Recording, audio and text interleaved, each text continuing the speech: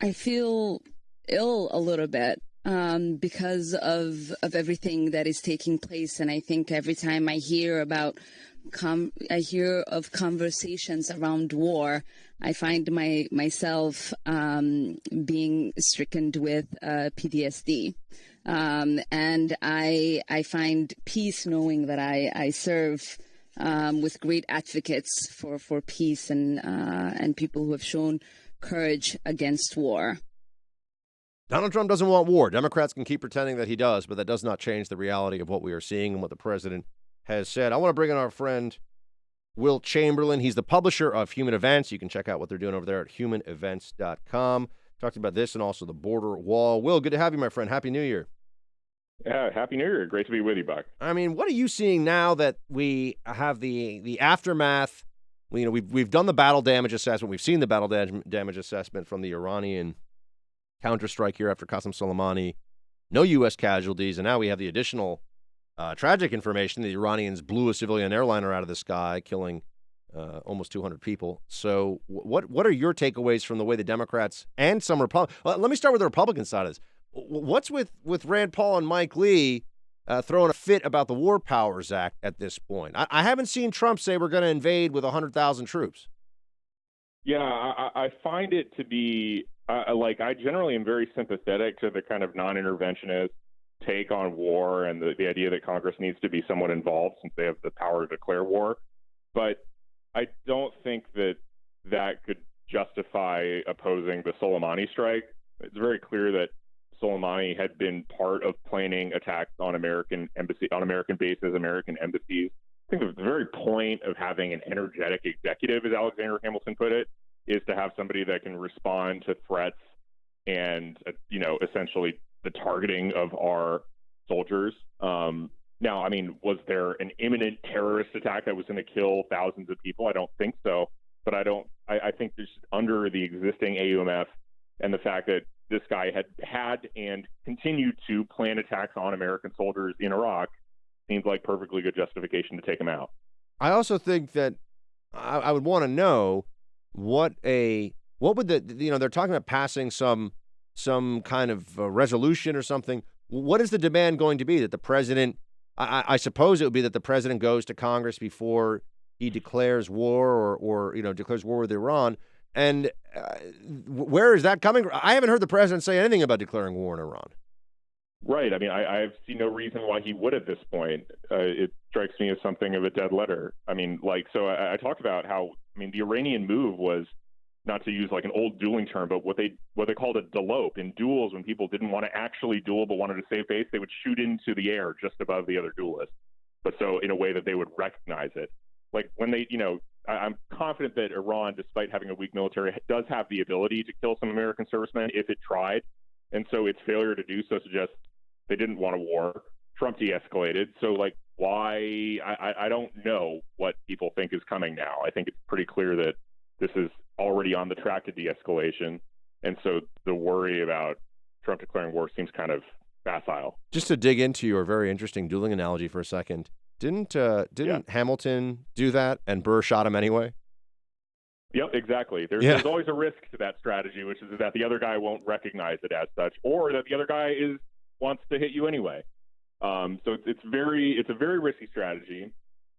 But you understand why Iran took it if you think about it, because Iran, this is an honor culture. Iran is humiliated by the death of the second most powerful person in the country, and it's kind of hard to see them doing absolutely nothing about it. But at the same time, they really can't do anything more without risking, just a sort of retaliatory attack from the United States that would be completely intolerable. So this is what they did. I feel like there's one part of this also that is getting lost, and that is the Trump base, of which, I guess I'm kind of Trump base in a sense. I've supported the president, and I support him more and more with each passing month because I think he's doing an excellent job. They don't want war with Iran. I do think there are some people, and I mentioned Bolton before, there's some national security apparatus folks. There's some neocons still writing for, editorial pages at some places. But I think that Trump recognizes not only would war with Iran, not only does he not want a war with Iran, but that war with Iran would be disastrous for the country and disastrous for his reelection, because I don't think the base is with him at all. I don't think Trump voters want a war with Iran. I think he knows that. Right. I think the Trump base is basically Jacksonian, to borrow from a Walter Russell Mead. The Trump base basically wants to live and let live, doesn't like foreign intervention, but, and there's a big but, if they feel like there's a serious threat, or if they feel like someone is flagrantly disrespecting them and provoking them, then they want to punish that brutally. Like, that's the sort of Jacksonian impulse. And I think Trump's foreign policy is the best example of that.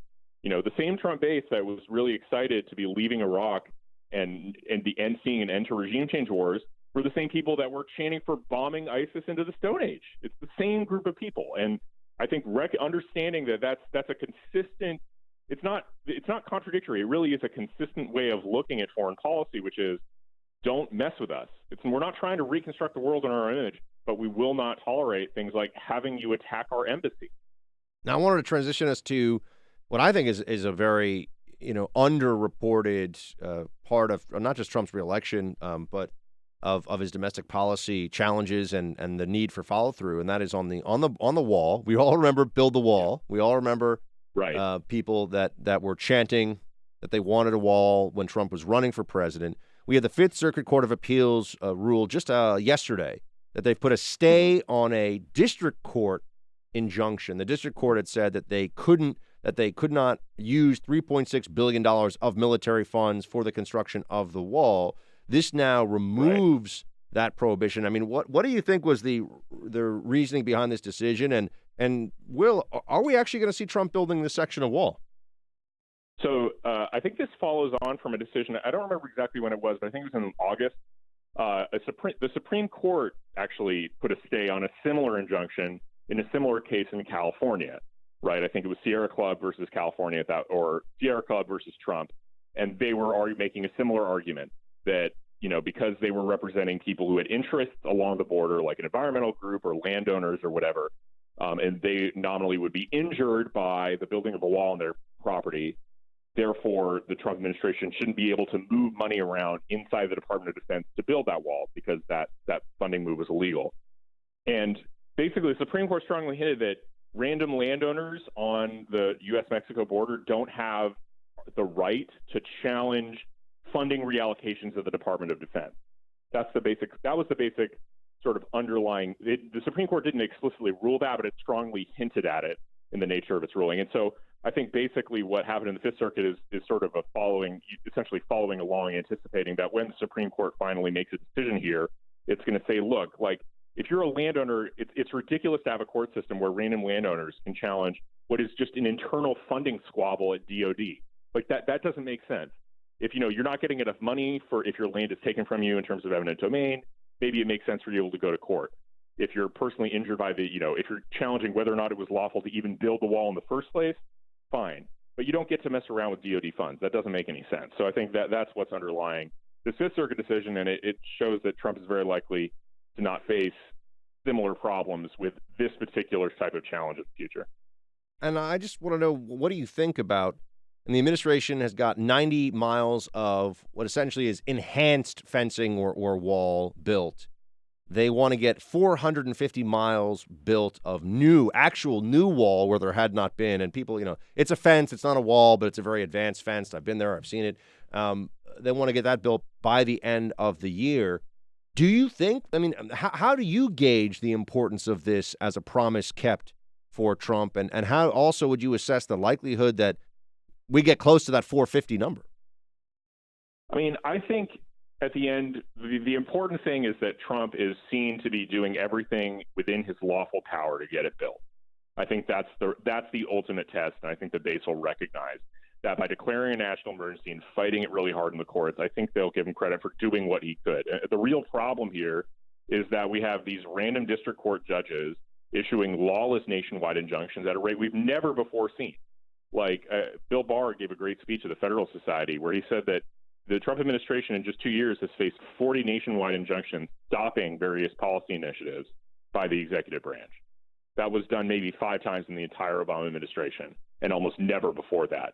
So, basically what's happening is a single district court judge has more power than any other judge in the country, more power than the Supreme Court, because they have the power to independently shut down an administration policy. And there's hundreds of those judges. It's an absurd sort of situation that we find ourselves in. And And really the ultimate solution, I think, is the Supreme Court really, really restricting the use of these nationwide injunctions. Well, I totally agree. We actually talked about that a bit on the show. And Barr, I think, I'm always telling everybody, you know how effective he is by how much they hate him on the left, which is always, that's the best sign that you can see that this guy knows what he's doing.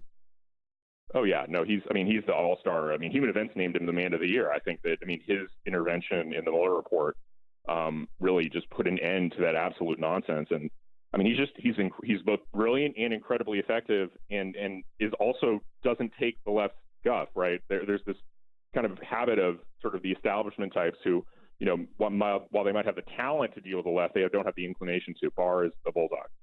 Yeah, I think so. But if Trump doesn't get to if he can't really credibly say that the wall has been built and is being built, is it enough to say, give me 4 more years and I'll do it? I think so. After a week like this, honestly, I look at what Trump just did with Soleimani as one of the single most effective foreign policy moves that I can recall. In terms of, effectively achieving the goal of deterring future aggression and getting rid of a terrorist with no American casualties. It's a masterstroke. There's a lot of other things Trump's doing well. The economy is just killing it. I think it would be better, obviously, if wall were built, but I think ultimately his voters will understand that he really is trying hard. This isn't fake. He's just been thwarted by a bunch of lawless courts and isn't going to disobey them in turn. So I think the base will forgive him on this point. What do you got coming up today on humanevents.com? So we got a very good article from a guy named Jack Buckby, and he's making a really interesting case about what happens when you let essentially a nationalist agenda get corrupted by racists. So it's sort of a cautionary tale about what happened in England, and I think it's applicable today. And I think it's a pretty persuasive piece because it comes from his own personal experience.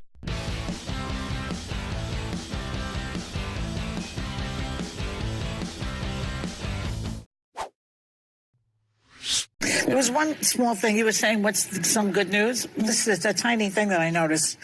You remember Richard Spencer? He's basically the organizer of Unite the Right, lunatic, the white nationalist group that was marching in Charlottesville. It was all in for Trump. Not anymore. Here's his quote. He tweeted last night, "I deeply regret voting for and promoting Donald Trump in 2016. Oh, my gosh. Wow.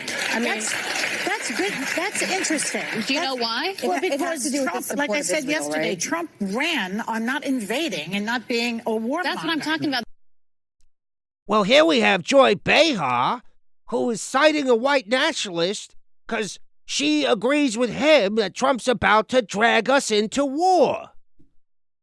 No, do not cite the white nationalist Richard Spencer to try to own Trump. Don't do it, The View, whatever. Don't do it. But here we are. Oh, my gosh.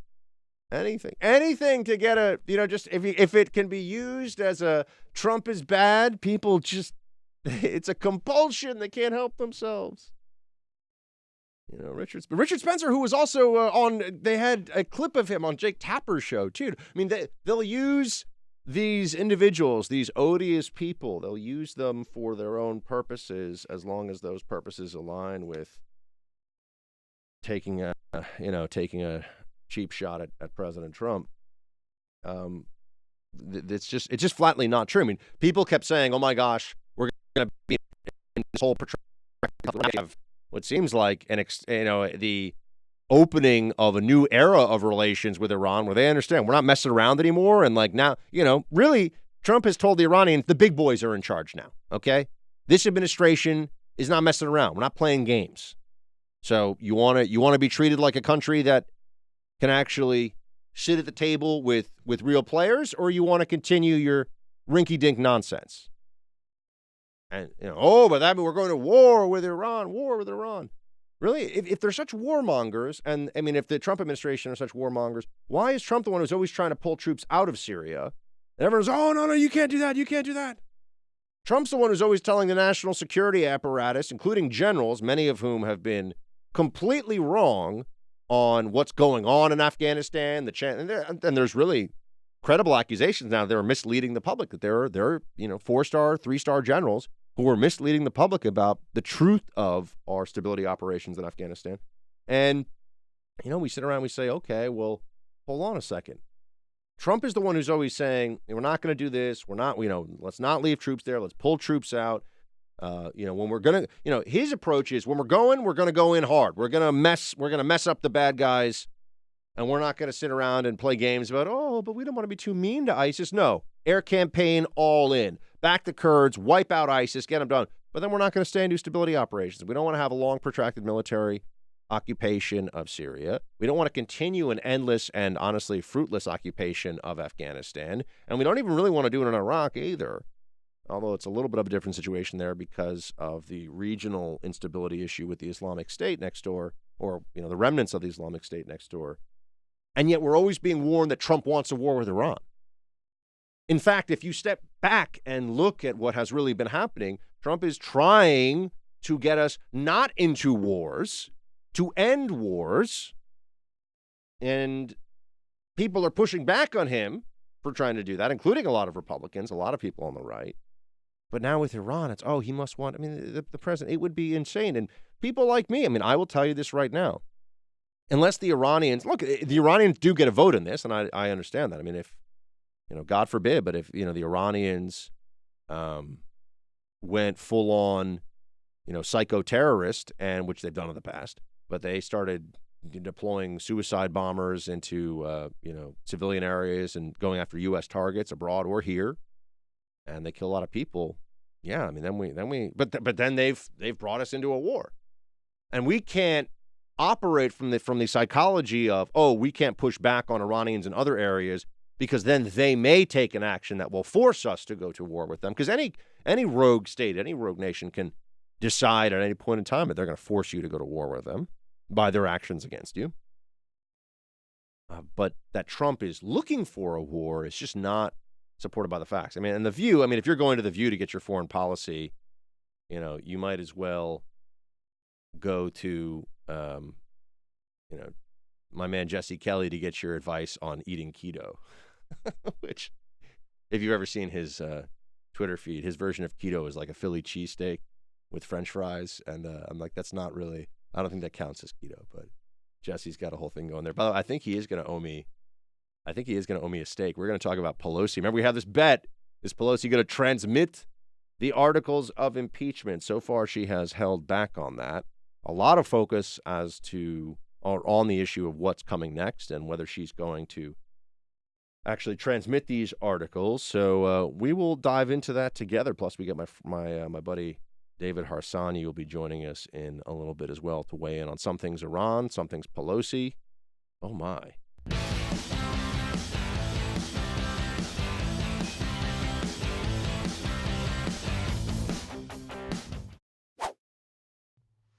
He is openly seeking foreign interference in the 2020 election, and he poses a continuing threat to our national security and to the integrity of our elections, to our democratic system itself. It's a clear and present danger, I think, to our democracy. The timing is really driven by the urgency, and that is... a national security issue. Yes. It's about urgency. It is urgent. It is urgent. There's a sense of urgency. Nothing could be more urgent. Urgent. Urgent. Urgent. Urgent. Urgent. Waiting for Pelosi. House Speaker Nancy Pelosi, who is holding back those articles of impeachment and holding back the articles. Saying she is not going to move at this point. She's sort of losing leverage here. Hurry up and wait.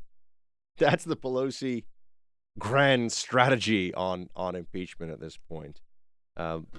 We get there are a lot of folks, the same way that Pelosi has been transformed from the person she is into almost some kind of like folk hero for the Democrats, someone who is lauded by them across the board. You've seen that with Ruth Bader Ginsburg too, where Democrat leftist adults think it's normal to gush about how awesome Ruth Bader Ginsburg's like workouts are or something. Guys, she's like a really, I hope she is doing great, but she's a really old lady. Okay, what are we?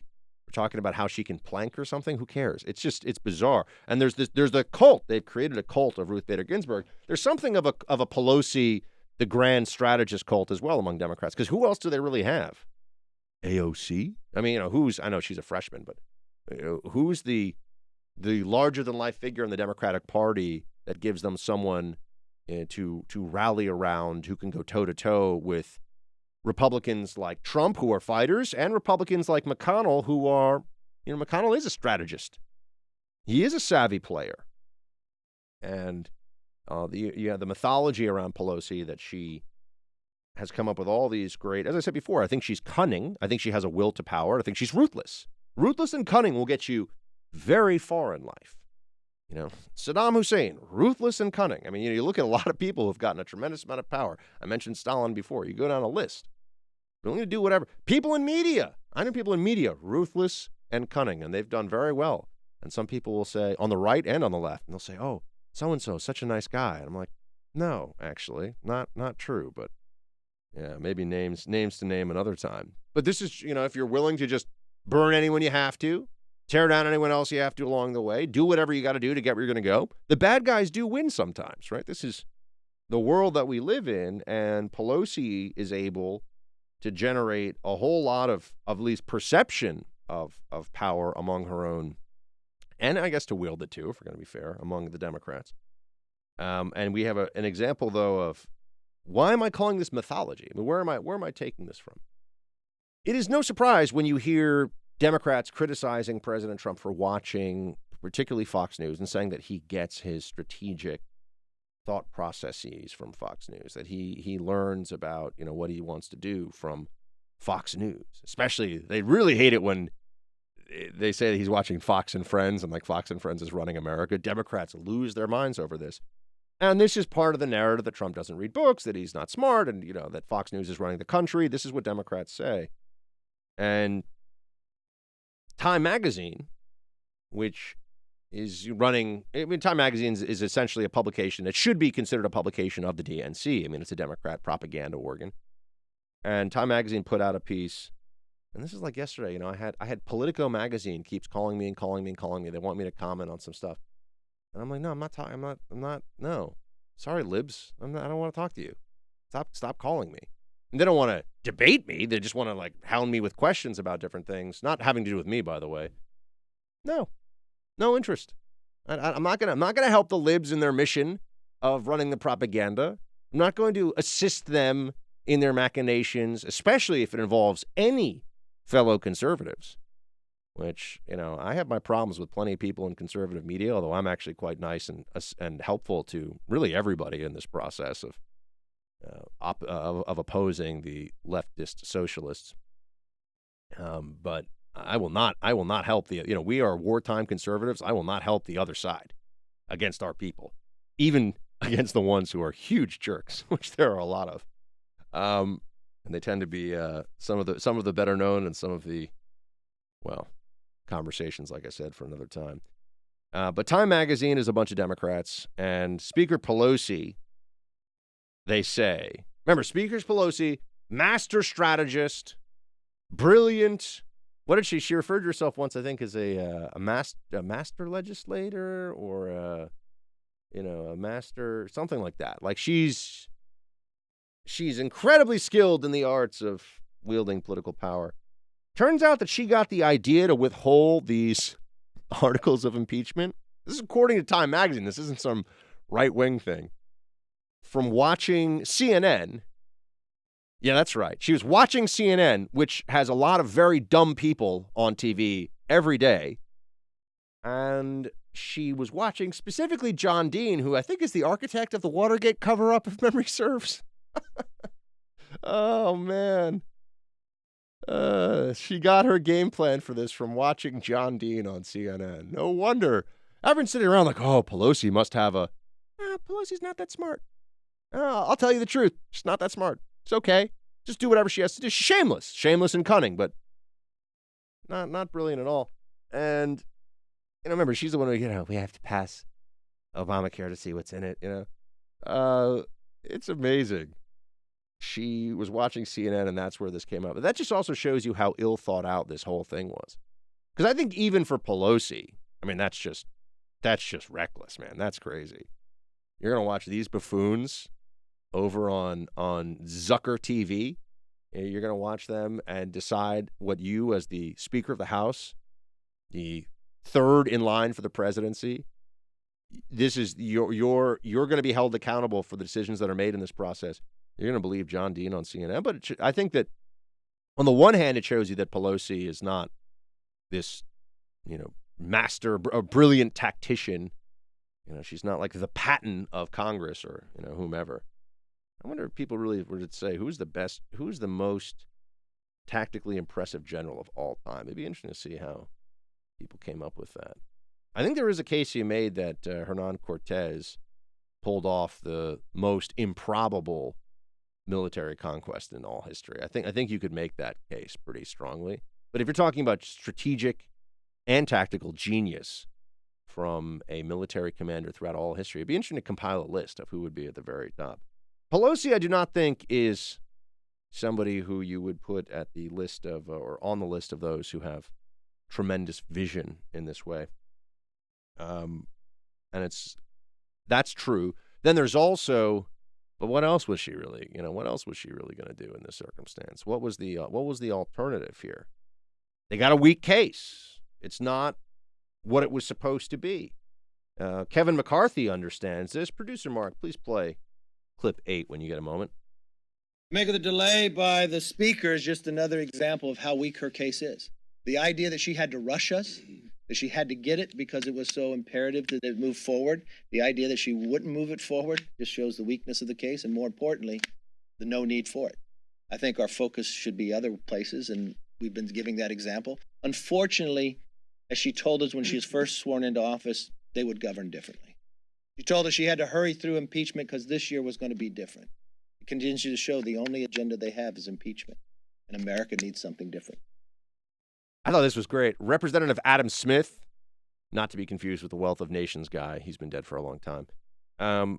Representative Adam Smith initially said that he thought it was time. He publicly said, I think it's time for Pelosi to, and there are others as well who have been breaking with Pelosi on this issue, saying that, Dianne Feinstein, there are some Democrats, some of them are pretty prominent Democrats, who have said, all right, the games have got to stop here. It's time to transmit. Oh, but Pelosi doesn't like that. This was great. Adam Smith, within hours of saying publicly, it's time for Pelosi to send over the articles of impeachment to the Senate for this trial, he tweeted this out. Democrat Adam Smith, I misspoke this morning. I do believe we should do everything we can to force the Senate to have a fair trial. If the Speaker believes that holding on to the articles for a longer time will help force a fair trial in the Senate, then I wholeheartedly support that decision. Wow. This is like a hostage video via tweet. I don't know what Pelosi told this guy or what the message was, but it was, you lock it up. It was, you better fall in line, young man. That was what Pelosi said to this guy. This was a walk back and a begging for forgiveness at the same time. It was pretty amazing to see how that went down. They are going to have to transmit these things eventually, though. I just don't see how they can continue to hold on to this. There are those who are saying Pelosi's plan, which was clear all along, was just to never give the president the ability to be exonerated as he would be in the Senate. That's what's going to happen. We know, because this is all a political process.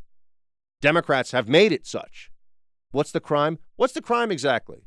I'm going to ask you that. We haven't talked about this in a while. Why is the president of the United States being impeached?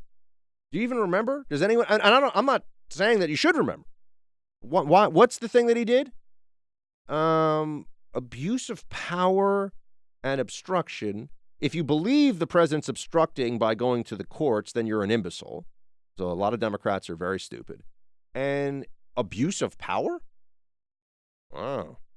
You could have made this case about pretty much any president in the if you were in the political opposition. But that's what Democrats have done. They have lowered the bar on this and made it so that we can't be adults with our Constitution anymore, A republic, if you can keep it. Democrats are saying, nah, we're not sure we want to keep it. Too important to own the bad orange man. That's priority number one.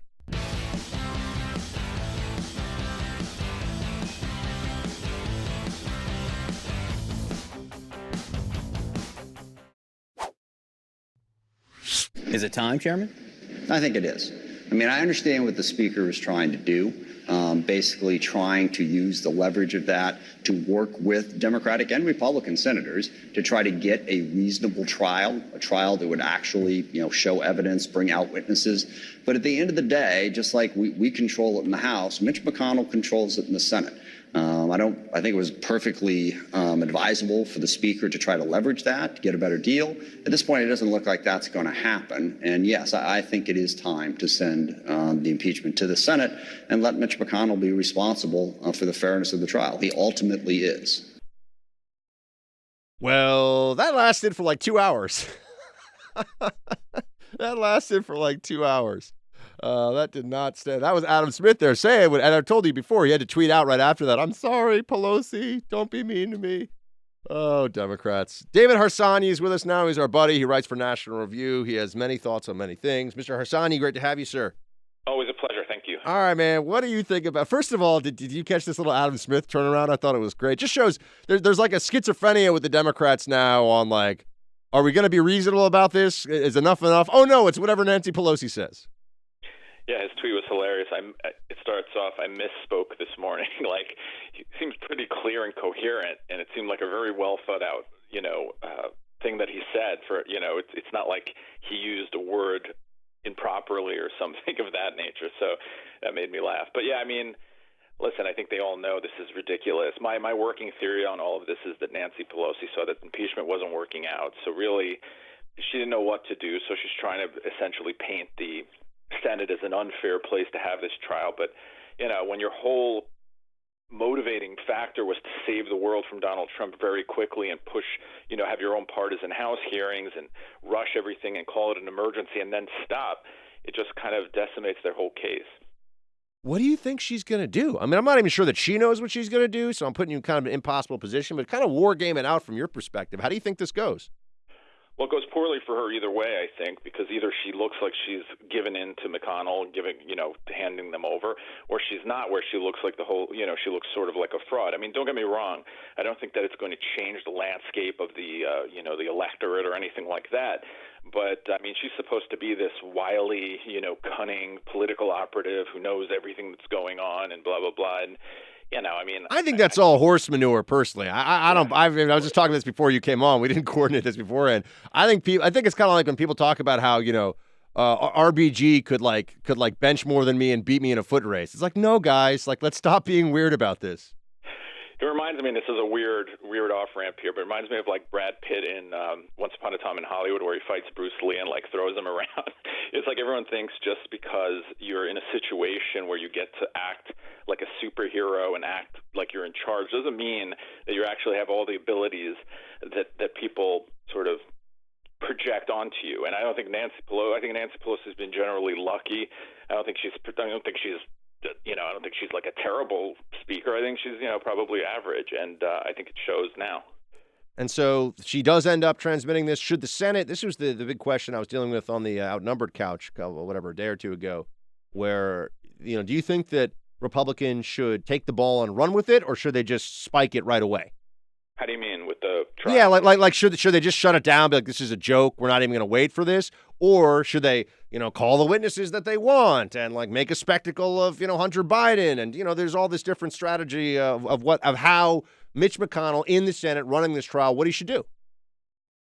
I have two minds. I mean, I think ideally I'd wish that they would do a fair, take a fair look, call people they want to call and do all of that. But in the real world, you have a very partisan process going on. I'm not sure why Republicans should act in a way that sort of puts them, behind politically simply because they're being more idealistic. So in the end, I think they should act like Democrats and just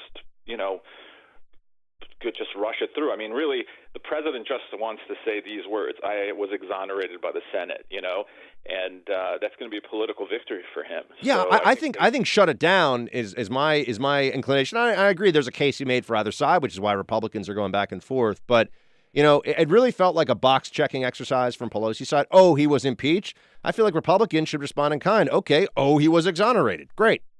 Well, here's why I think it would be okay as well for them to do that, to just rush it through, is because they took the whole House impeachment hearings, two of them were about bribery and extortion and obstruction of justice, none of which are in the impeachment article. So essentially what they wanted to do is just send over this Trump is bad document, and then they want the Republicans to treat it seriously. Well, if it was a serious impeachment, they would have made a case for those specific instances of wrongdoing, as they did in the Clinton trial, where they had, I forgot what it was, 12, 11 very specific potential crimes, and they didn't do that. So I don't know why they should treat it, more serious, as a more serious document than it is. Or, Yeah, I think that anyone who's looking at this honestly at this point would have to come away saying that this has been, at least they're in a difficult position now, the Democrats, because this has been a blunder. But speaking of blunders, Democrats still claim that what we've done in Iran is. We're going to talk to David about that in just a second.